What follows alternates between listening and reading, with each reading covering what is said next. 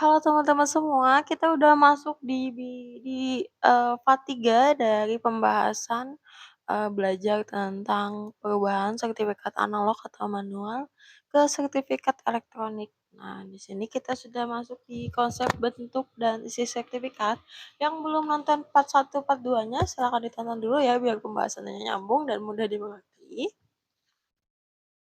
Nah, jadi di sini, di halaman 3 dari sertifikat kita yang warna hijau itu, dirangkum menjadi satu di sertifikat elektronik. Nah, yang pertama itu yang bagian atasnya, di bagian atas ini itu ada jenis hak. Jadi kalau kita lihat di sertifikat itu, ada jenis haknya itu ada hak milik, terus hak, guna bangunan, hak pakai untuk yang, misalnya dapat dari, apa ya, dapat dari pemerintah untuk dikelola biasanya ya. Kita tutup dulu karena ini bersifat, eee, apa namanya, tertutup ya, jadi tidak bisa sembarangan, dibuka, biar enggak terbaca. Oke. Jadi di sertifikat kita yang biasa itu, di sini ada namanya ini hak milik atau hak guna bangunan, seperti itu ya.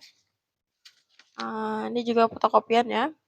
Terus ada NIB di sini. Nah, yang kalau di sertifikat yang baru, ini jadi 2 halaman ya, nggak tahu kenapa. Ini hak milik atau hak pakai di atas ini, terus juga ada NIB di bawahnya. Lalu setelah itu ada lokasi letak bidang tanah. Nah, kalau di sertifikat ini adanya di belakang ya, di surat ukur. Habis surat ukur, nah kalau yang di sini, untuk lokasi bidang tanahnya itu ada di halaman yang di bawahnya. Nah, seperti ini nanti. Nah, untuk kalian membuka sertifikatnya, kalau kalian bukan pemiliknya, informasinya itu terbatas ya, hanya ada nama, tanggal penetapannya, nomor penetapannya, NIB sama sertifikat, dan tanda tangan elektroniknya. Dan bisa di-scan di QR kode di bawah ini. Tapi kalau kalian bukan, nasabah tadi, kalau kalian nasabahnya dia akan lebih rinci lagi. Seperti itu. Nah, jadi yang di sini di bawah sini ada nama sertifikatnya. Terus nama pemegang hak juga ada. Tadi pendaftaran,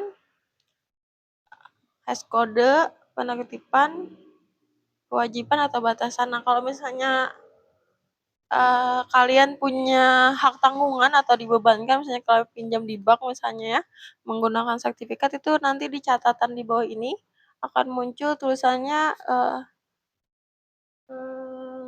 dibebankan hak tanggungan nomor sekian bla bla bla seperti itu kepada bank siapa. Jadi bank tersebut bisa melelang atau mengambil alih sertifikat kalian jika misalnya kalian tidak memenuhi persyaratan untuk pembayaran tunggakan misalnya seperti itu. Nah, terus ada catatan dan tanda tangan elektronik. Nah, seperti itu, buat kalian. Jadi yang biasanya itu 9 halaman dibuat jadi kalau ini 2 halaman ya jadinya ya. Ini juga fotokopian ya, bukan aslinya. Karena, informasi untuk kita bukan, pemilik sertifikat itu terbatas ya. Jadi dan ini sudah aku tutup untuk, nomor-nomor dan sebagainya agar tidak, disalahgunakan. Kenapa kita harus paham tentang sertifikat? Karena takutnya kan yang manual kan analog kan banyak penipuan. Jadi kita harus belajar lagi, harus sangat-sangat hati-hati karena sekalipun orang sepintar apapun, kadang-kadang masih bisa kena tipu kayak gitu. Karena terlalu cerdiknya manusia gitu. Dan ini untuk mengurangi penipuan tersebut. Semoga aja nanti nggak ada lagi mafia-mafia ya. Semoga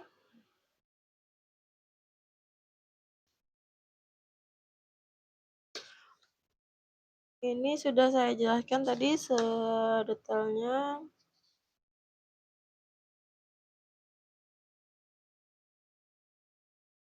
Jadi nanti yang muncul ada 2 ya, buku tanah elektronik sama SHAL, eee, elektronik. Nah, SHAT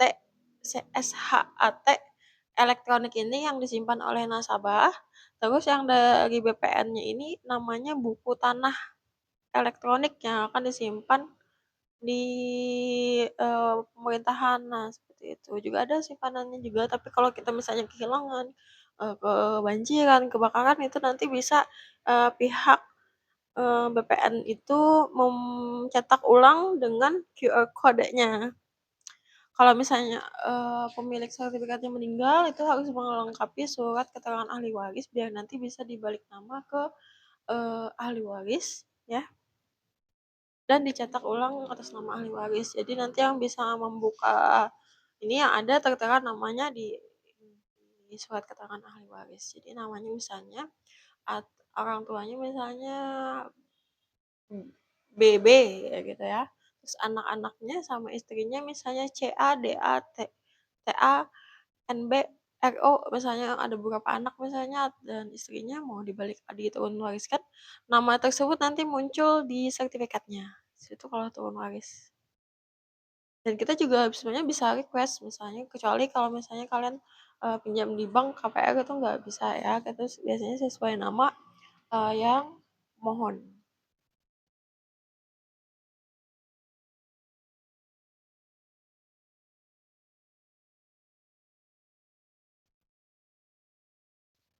Nah, sampai sini apakah kalian ada pertanyaan? Mmm,